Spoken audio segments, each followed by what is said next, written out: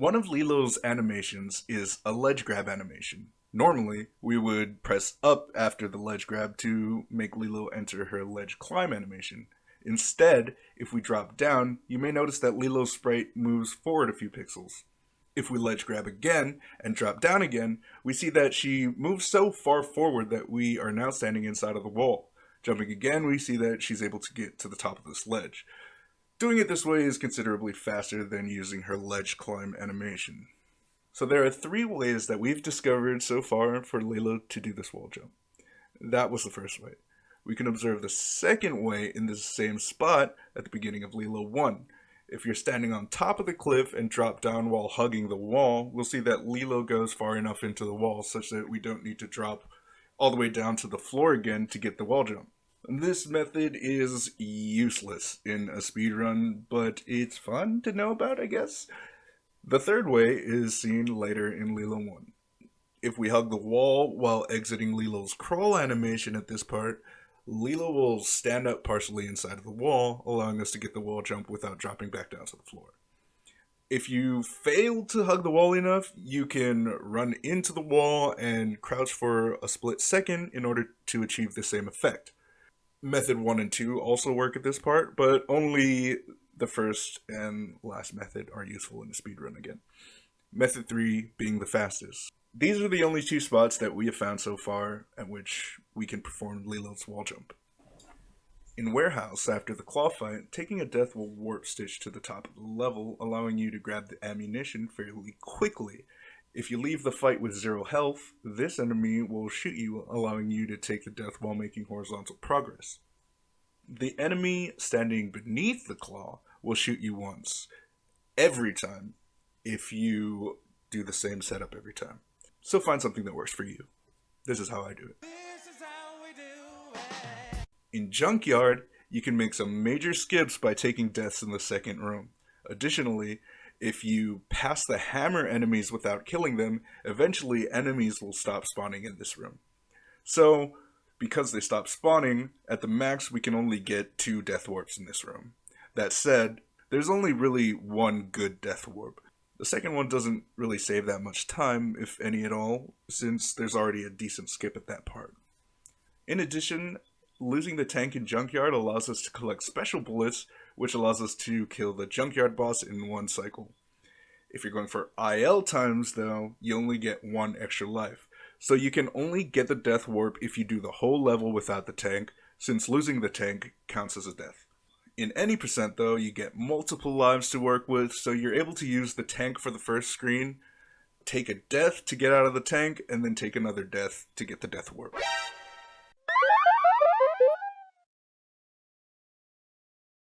In the Lilo levels, we often have to deal with these sleeping guards. Jumping after passing them at the exact right moment allows us to jump over the bubble and move to the next screen before the second bubble hits us.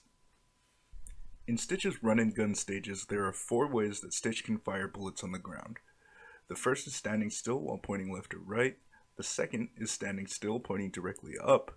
The third is while moving, pointing left or right. And the last is while moving, facing left or right and pointing at an upward diagonal. If you press B once in any of these ways, Stitch's gun animation will fire exactly 4 bullets. We can cancel this 4-bullet animation by either transitioning between some of these 4 states or by jumping, but only if we release the B button in time. To see how releasing the B button influences bullet canceling, let's look at what happens when we turn around. Just when we turn around. So first, Stitch enters his moving animation, then goes back to his standing animation. Now let's see that while holding B. Stitch starts firing his 4 bullets, turns around, fires bullets for as long as he's in his moving animation, and then as soon as he stops moving, a new standing 4-bullet animation starts. So, we've triggered his firing animation 3 times in this sequence and cancelled it twice. So let's count the firing animation. Once while standing still facing forward, cancelled by moving backwards, once moving backwards, cancelled by standing still, and once standing still facing backwards. Now let's release B at different points in this sequence. If we release B after we turn around but before we stop moving, Stitch will fire his bullets for as long as he is moving, then stops firing when he stands still. If we release B before we turn around, Stitch stops firing on turnaround. So, the general sequence for canceling bullets is starting a firing animation, releasing the B button, then transitioning between one of these states. But not all of the transitions will cancel animations. So let's just quickly go over each transition to see how it works. So these are the four grounded states again. Standing still pointing directly up, moving forward, or moving while pointing at an upward diagonal. Jumping can be considered a special fifth state that we'll discuss later, but for now just note that releasing B then jumping will cancel the firing animation from any of these states. Alright, so let's start with state 1, standing still. Pointing directly up from standing still is the only state that will not cancel a firing animation from standing still. That means that Stitch will wait until his 4 bullets are fired before pointing up. Moving and moving pointing upwards, on the other hand, will cancel the animation from state 1. So state 2 is standing still pointing directly up. First of all, from this state, it's impossible to move into state 3, which is left or right. So imagine you're holding up, and to get to holding straight left or right, you have to either move to a diagonal or move to neutral first. So it's impossible to move between those states. But both of the other states that are on the way, which is neutral and diagonal, both of those will cancel the animation from state 2. Also note that moving while pointing upwards when you're not firing your gun looks exactly the same as just moving forward while not firing your gun. So state 3 is moving pointing left or right, and this is the one you're going to be in most of the time. Again, it's impossible to transition to pointing directly up without first going neutral or going to a diagonal. The difference is pointing at an upwards diagonal from this state is not going to cancel your bullets. The only way to cancel your bullets from this state is going neutral or jumping. That means that turning around will cancel the animation because you're going neutral first, and releasing to neutral and then re-entering the same direction is also going to cancel the animation. But that said, from this moving animation, jumping is the fastest way to cancel your bullets. State 4 is moving pointing at an upwards diagonal. The only state that doesn't cancel bullets from this state is moving forward. And that's if you're moving in the same direction moving forward. That's state 3. But of course you can move backwards, but you'd have to pass through another state in order to move backwards. And besides that, transitioning from state 4 to either of the standing states, which is standing or standing pointing upwards, is going to cancel the animation. This is the table of transitions, where the transition goes from the states on the left to the states at the top. Memorizing all of these is not very important, it's just good to know how it works.